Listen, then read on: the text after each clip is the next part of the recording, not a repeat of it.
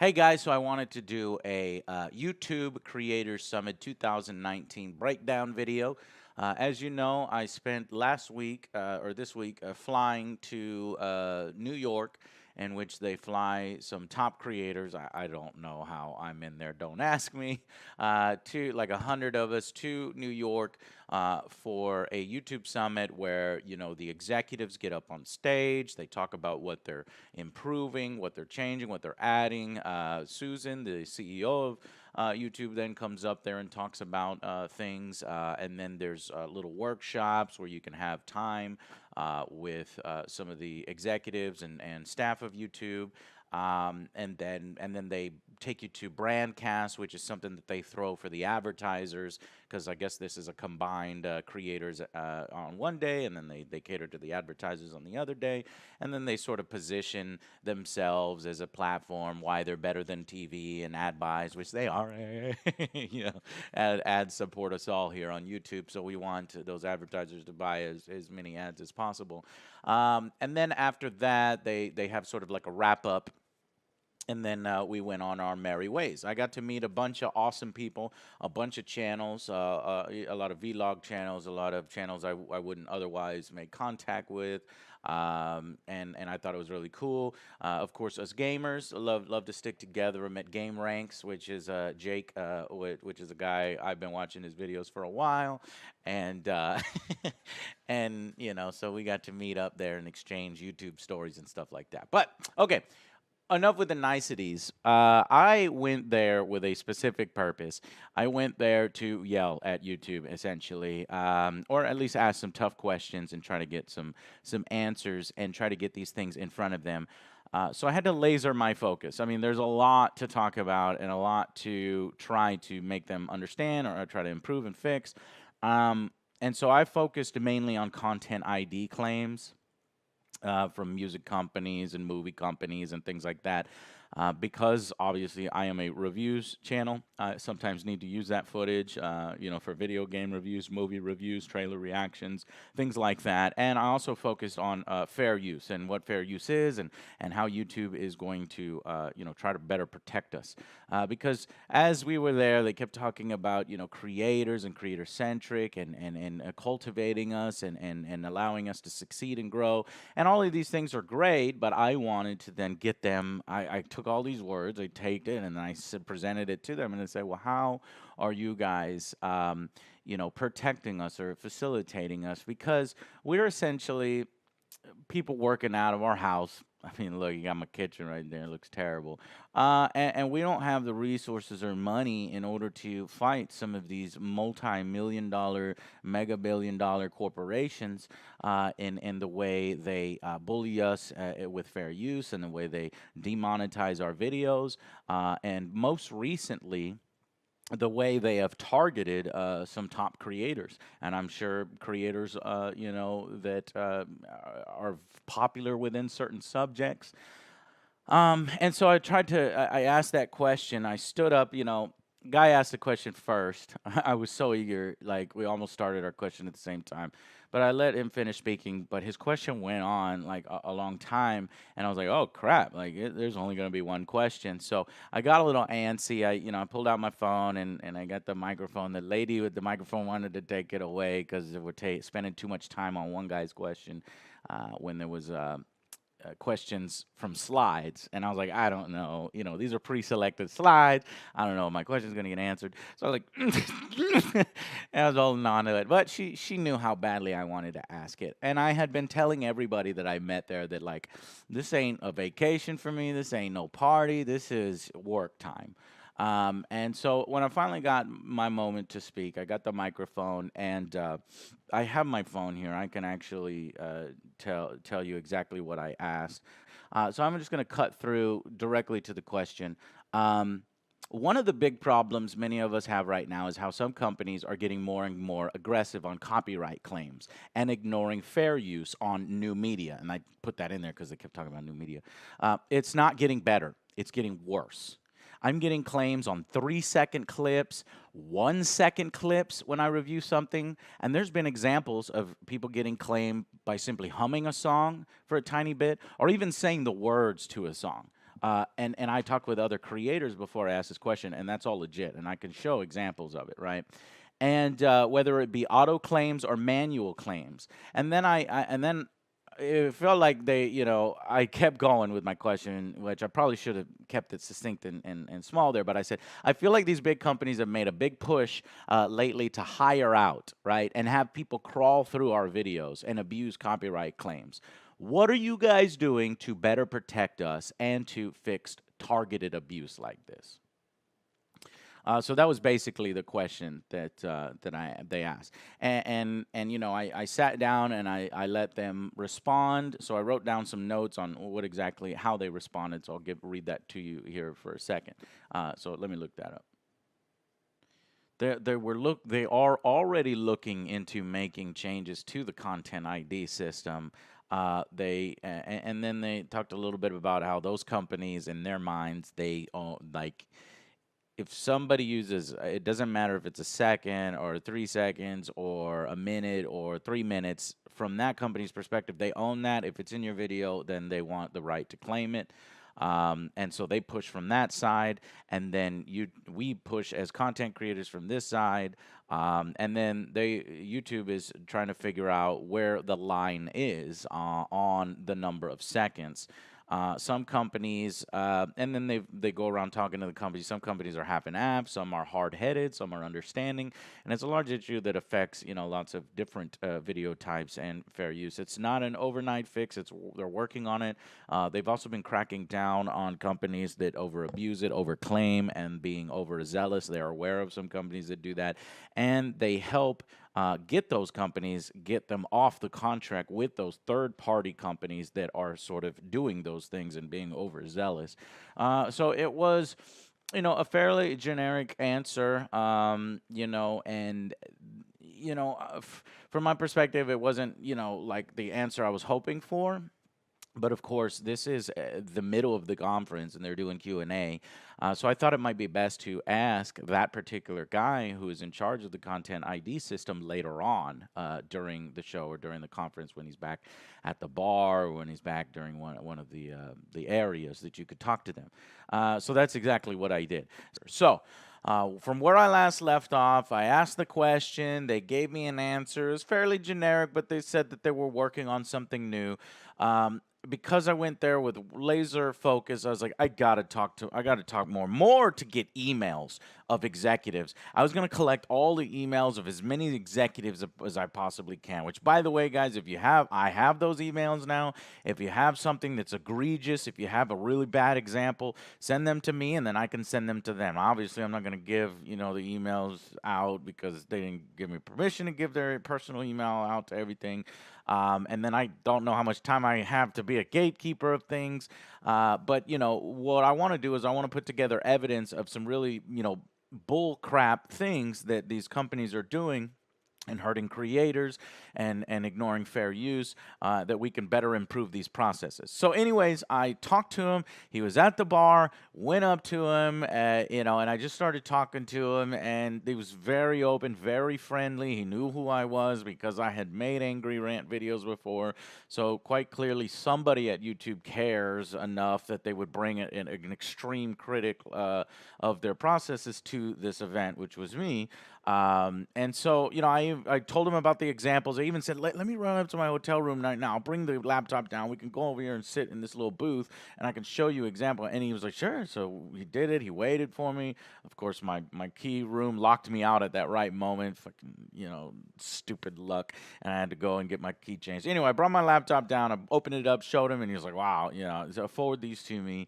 And then he started talking about the processes and how they work and how every day, it's like these companies want this, and then the creators want this, and then it's a back and forth kind of thing, and finding something that is fair and arbitrary, putting in systems in place where these two, the content owner and the content creator, can talk to each other through the systems, and then also the limited resources of YouTube. You've got engineering teams at YouTube and limited bandwidth that they work on stuff, and they're working on that stuff, they're improving that stuff, and you've got to go out and fight for the engineers. In my opinion, They need to hire a hell of a lot more people because I feel that these guys are good and they're doing the best they can for a billion video, platform. Give them a dedicated engineering team. Give fair use. Give content ID system and the monetizing system people their own engineer team. Now, I don't necessarily know if there's only one engineer team and they share all this, but what it is just as with any business, there's limited resources and limited focus, and as things can happen, shit doesn't get done until we create a stink. So that's why it's really important to keep doing angry rants and to keep, calling out bad things and to keep giving constructive criticism and feedback on how to improve these processes. Long story short, so after our long discussion, and not only did I talk with him there, also we had some buses to a different event, the Brandcast, and I sat right next to him. I made sure to sit right next to him, and it was some other creator. I think it was like Lauren Z side, who she was dealing with this other email some company like threatening her, from clips that she used or something like that. And I looked at the email for her, I was like, this is ridiculous. This is fucking crazy. Like, now there's like businesses popping up to try to, extort or threaten people and abusing fair use. And I thought it was crazy, and so we definitely talked about that there's like an economy that pops up, and that's why some of these companies are getting more aggressive in claiming clips of 3 second, 1 second, and because they can earn the revenue on the entire video, and that video goes viral, and they know it goes viral because they're constantly searching the trending tabs, and they're hiring third-party companies to do this, and abusing fair use. They make money like that. And so I threw several ideas. We discussed several ideas that his team, had considered or are currently working on. But I gathered that they are working on. Long story short, I took a bunch of notes. I've gathered that they are working on updates to the content ID system currently. All right, so we've got a team. They're working on it, and whether that's coming in a few weeks, a month or two, I don't know. Hopefully by the end of this year, rather, that they're working on stuff to improve that. But we just got to talking to a lot of this, and how do we stop these companies abusing the system? And the easiest way is stop letting them monetize stuff. Well, if you stop letting them monetize stuff, then everything has to be stopped monetized, right? No, what I think what's happening is stop letting them monetize the clips that are like 1 second, 3 second, 20 second on this 30-minute video. If there's no incentive there where those companies can then basically steal the rest of our video, even though we're using their content under fair use terms, they feel it's not fair use. They'll take all the revenue. So if they just say YouTube has a policy where it's like you can't monetize clips under 20 seconds in a greater whole of a greater video, then maybe those companies will stop. Uh, being predatory and hiring third party companies. That's one possible solution. The counter to that is these companies will probably then block instead of, okay, we can't monetize it, we're going to outright block your video. Okay. And that might be a thing for a while until they realize, okay, well, that's just the way it's going to be. Our videos are blocked. And then they get over it and they realize they can't make all this extra monetization. So they drop those third party companies that are scouring the internet for manual claims and Autobot claims, and then just say, okay, we can't get extra money that way. We'll just continue to use the automatic bot system, which, picks up whole albums and picks up whole movies and stuff the way it should be, and things that, long clips. But so as content creators, that sucks for us, right? Because your whole video is blocked. However, YouTube has been catching up because this is like year two that I've been to one of these things, and they've been talking about other solutions. YouTube Studio Creator Studio beta, the new one, because right now I'm still using the old system because I hate change, and the new system I haven't really learned. But in the new system, there's an editor to where you can actually change your videos. And this affected me a long time ago. I remember using like the Halloween song in one of my reviews to accentuate the music and as a parody. Now, I would still argue that's fair use because I was using it in a parody and making fun of it rather than, like just playing the song and doing something like that.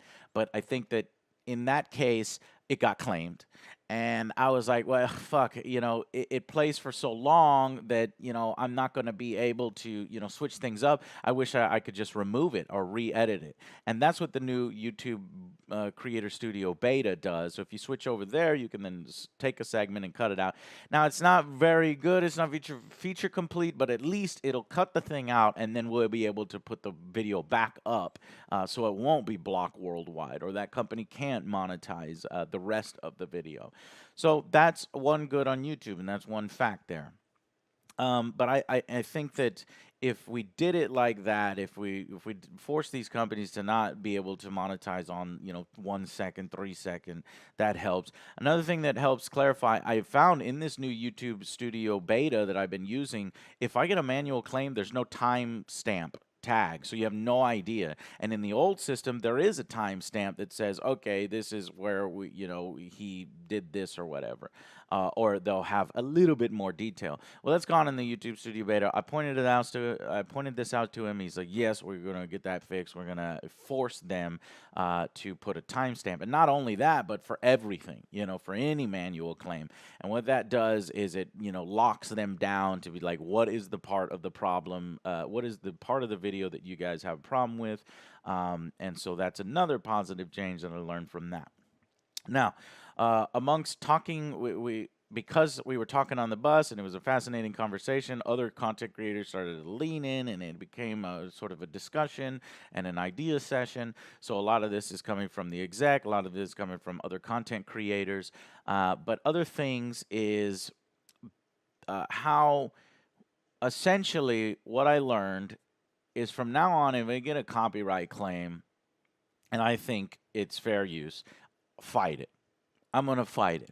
I'm going to fight it all the way through. So what happens, what used to happen long ago, they would claim it, they'd immediately get the money, and while you dispute it, you can submit a dispute, they would still get the money. That's old school. That's when I made all those angry rants. Well, that's when I felt YouTube was turning their back on us, and they were slow to catch up because we made this thing. Now it's that same way. They can claim the video. They immediately start making money on it if you do nothing.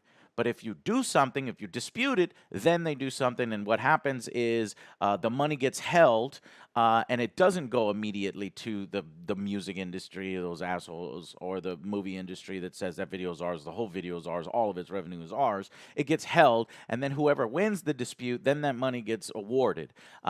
Which also brought up the fact that in the dashboard currently, there's no way to see that. You can't see your holdings. You can't see when you're awarded something at the end of the month. You have to do all the analytics and manual yourself and subtraction, multiplication to figure out, is there a chunk missing, or did you get an added chunk because you won because it was a bullshit copyright claim?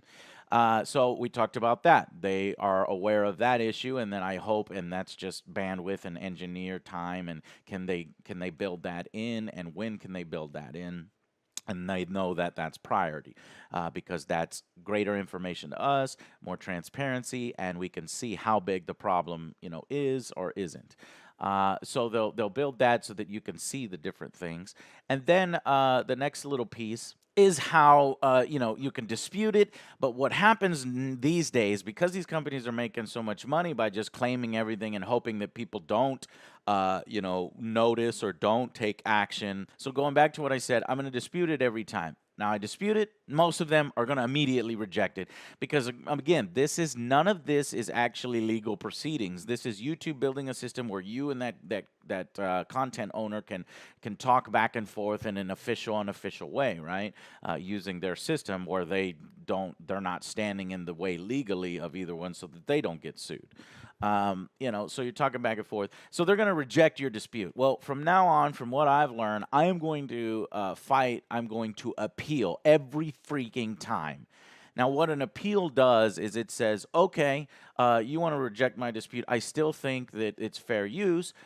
Send me the DMCA takedown notice. And what that is that's a legal document that says, let's go to court, buddy. And they're like, prepare. They open themselves up to go to court.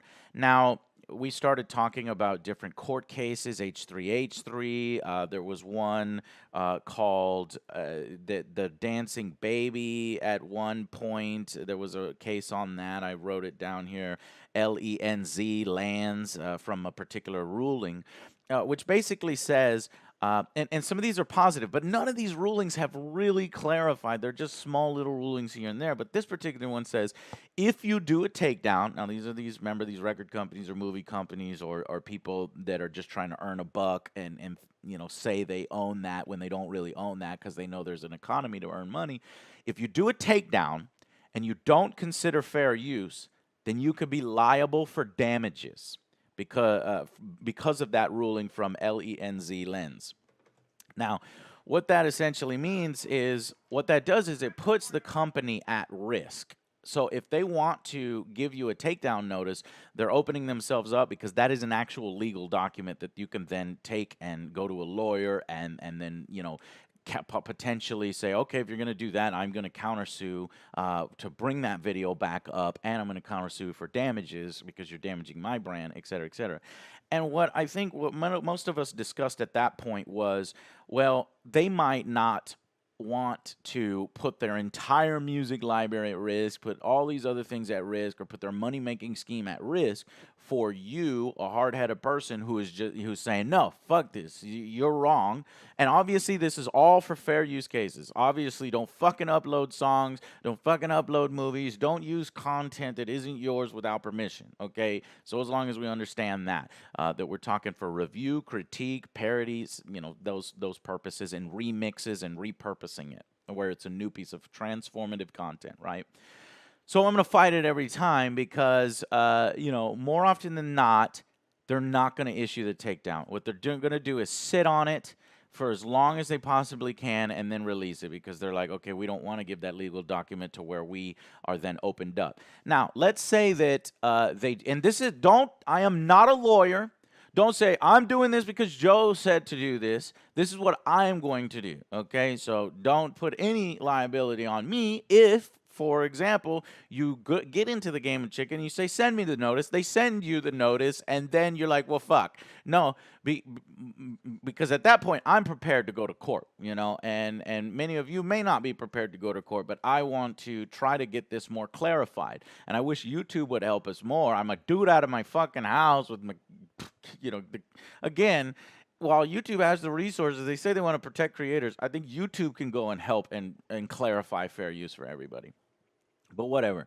They already got into a legal battle with like Viacom is very expensive, and then they like those companies dropped the legal battle against YouTube and stuff. But shit is just crazy, right? So I'm going to fight them on it. I'm going to say, send me the DMCA takedown if I have a really good example of abusing fair use, of just it being outright bullshit. And for more often than not, I think they're going to drop it, especially when I type in there, hey, let's go to court. I know what you're doing, and I'm going to countersue for damages because now you're damaging my brand. You're earning revenue off a 37-minute video, and you only have 1 second in there, and that 1 second is transformative, or that 3 seconds is transformative. So that might scare them off and they'll drop the thing. Now, let's say that they don't drop the thing. Let's talk about that bad situation, right? Well, YouTube has also evolved here too. It's taken time. We've had to argue for it. We'd have to, and they're very slow. Remember, this is like a Mortal Engines slow-ash machine in doing things because, I mean, it's a massive platform. So what it used to be is if you got a copyright strike, remember that first one where they issue a takedown, your channel is fucking crippled. Copyright strikes are the worst thing that you could possibly get. You couldn't upload things for more than 15 minutes. If you got another strike, then you're like getting demonetized and maybe getting deranking, and you're worried about your potential, and your channel's no longer in good standing, and all these other things that are all very scary and sound very bad. And then the third strike, your channel is gone. They shut your channel down, and then you have to like make an appeal in order to get your channel back. So that was really bad. Well, now the way it works, in talking with the YouTube executive and some content creators and the like, is that copyright strikes are no longer that bad of a thing. They're still bad, but they're no longer a bad thing. effectively. So, and I took some notes again. It's basically one or two copyright strikes have no effect. Okay, and then they drop after 90 days. So then you have no copyright strike. So you can get a copyright strike and then wait 90 days and you got zero copyright strike. And why I'm saying this and why I'm telling you this in this very direct manner is that that just allows you two slots to just start rejecting the disputes, or start appealing the rejected disputes and fighting these companies, because yeah, you can get one strike, you can get two strikes, but they told me, an executive, that it's not, it doesn't do anything bad to your channel up until that third strike. And now, if you have a YouTube rep, when you get that third strike, you're like, oh, fuck, you can email your YouTube rep. Well, let's say you're a mid channel or a low channel that's getting bullied. Um, at that point, I think there's still an email thing that you can email YouTube. If not, email me. I'll give you the emails of the executives, or make a stink on Reddit and make a stink on Twitter, and I'm sure YouTube message directly the YouTube creator's handle, and they'll see that publicly, and of course they'll try to get your channel back if it's bullshit that your channel got shut down over all this bullshit. So essentially, you have two strikes to play around with, and strikes aren't as bad as they used to be, is the thing that I'm trying to tell you. I'm trying to give us creators as much ammunition to fight within YouTube's system to get these companies to back off, because ultimately what you want and what we want is for them to back off. And if we start fighting them back on it, they might back off. And in most cases, they do back off. But, obviously don't blame me if they don't back off. Because if you fuck up and you are actually using the content incorrectly, and you put, 2 minutes of, I don't know, Katy Perry song or Taylor Swift song or Michael Jackson, which is super aggressive, and you're fucked. And if it's not a parody, if it's not remixed, if it's not repurposed, if it's not a new transformative work, then you're in the wrong. So don't open yourself up to legal proceedings if you don't think you have an extremely good fair use case, essentially. So we got all that, we got those facts out there, and these are the things that I now realize. So now going forward, I'm going to fight every one of these. Now that can work out in many ways. I hope they implement this thing where, these assholes cannot monetize or claim videos for under 20 seconds or 3 seconds of their content and then start earning the entire revenue if we don't do anything about it. I hope that goes away, and I'm feeling like that's going to go away, but I don't know exactly. We can talk again at the end of the year, or if they invite me next year, we can see, and I can press them hard on it if it's not there. But I think something is coming, because even Susan herself, when she was replying to my questions in front of everybody, was saying they're working on something because they're noticing what's happening in this field. So that's all the stuff that I have, I think, on Content ID. I have executives' emails now. I've got the Content ID product, head guy there. I've got the search and discovery head guy. I've got the VP of creator content. I've got the director of YouTube creators. Don't have his email, Jamie, but I can get it from some of these other ones. So I feel like I'm better prepared to give them examples of abuse, give them examples of these companies not doing the right thing, so that they can better build things in order to do that. Now, let's say that your channel is being constantly demonetized. Let's talk about demonetization, because that's something that I talk to them about too. Because I'm having my videos demonetized because I'm using too much profanity, or I'm showing Mortal Kombat. It's video game violence. It's not real violence. This is ridiculous. And same thing with Call of Duty. It's fucking Call of Duty. It's not real guns. Or if you're a news channel and you're reporting on the news, you're reporting on these serious topics, why should your brand and your news show go with zero revenue just because you're reporting on the news, and it's sensitive information? So we talked about that. And honestly, this is where it's bad. So they basically said there's nothing we can do.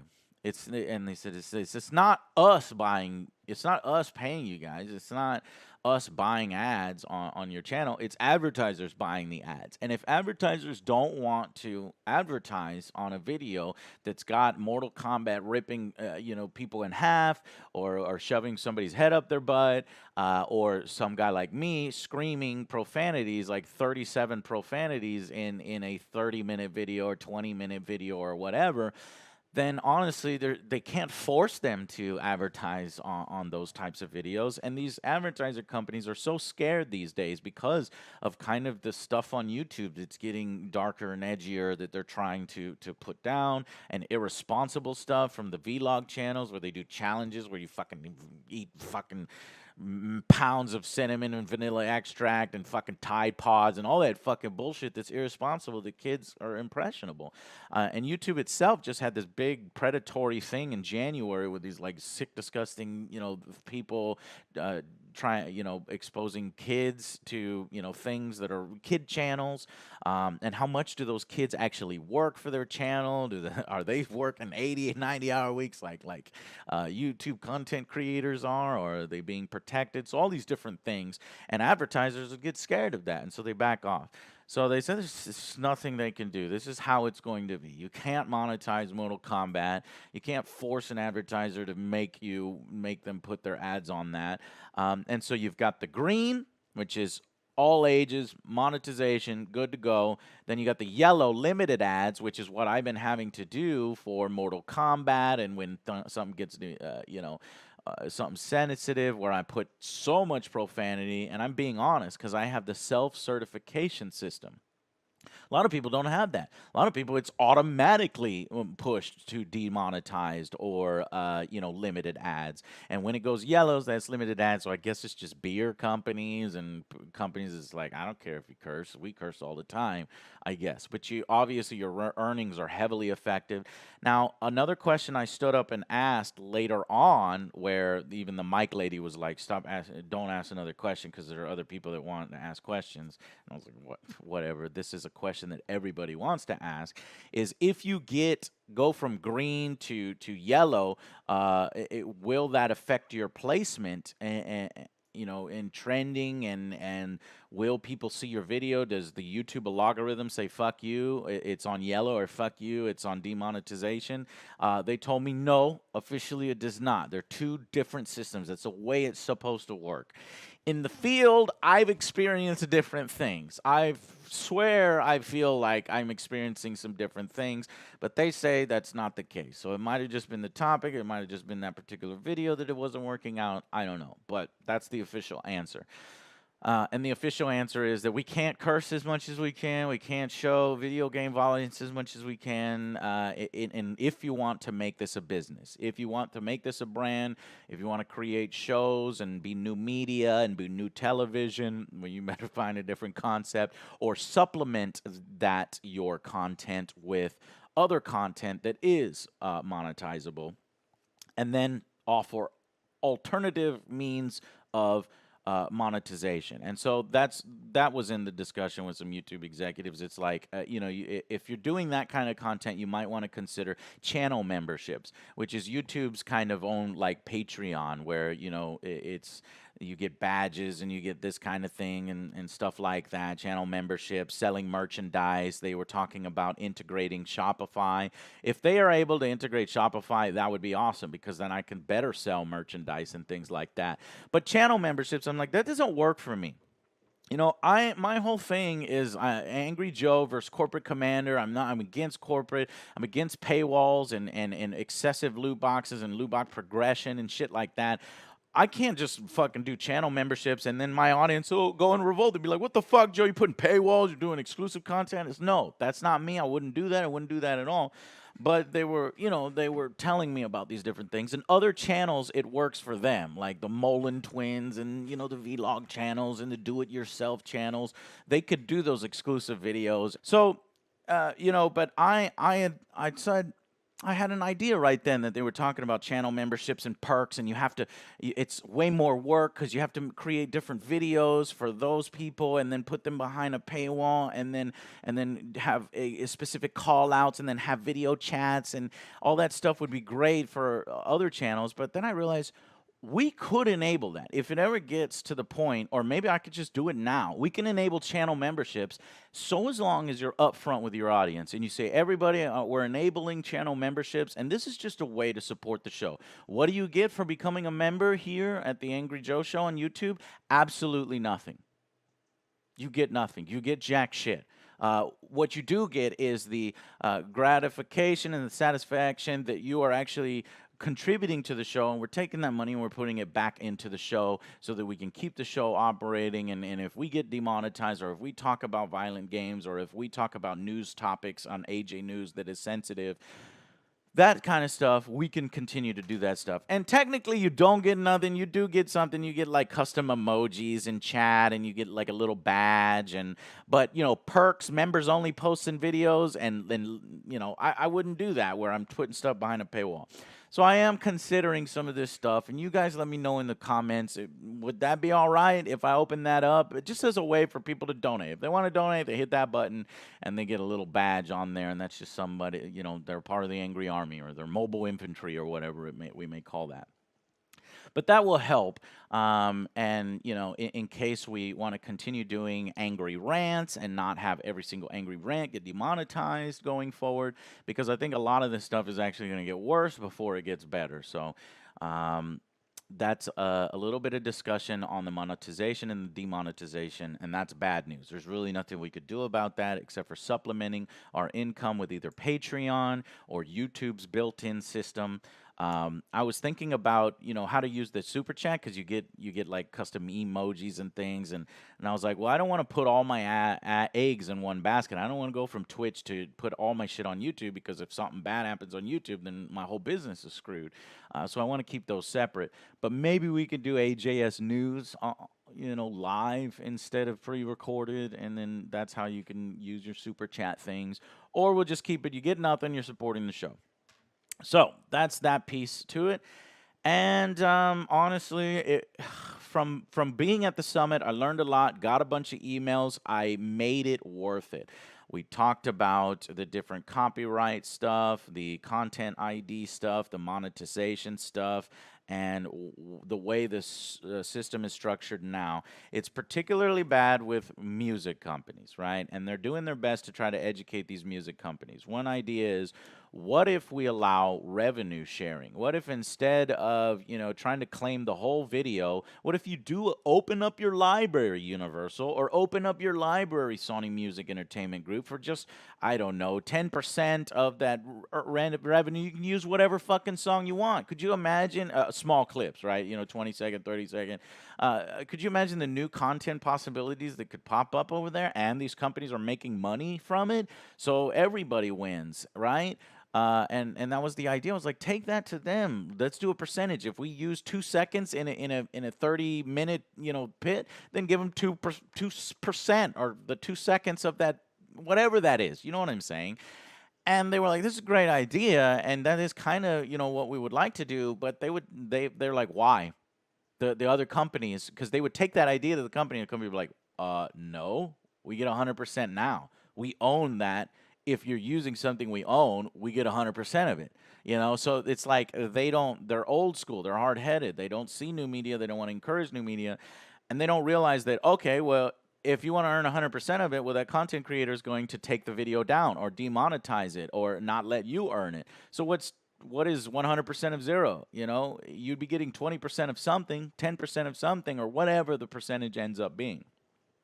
And so he actually talked about what the YouTube actually already has a system for that, with pertaining to music specifically.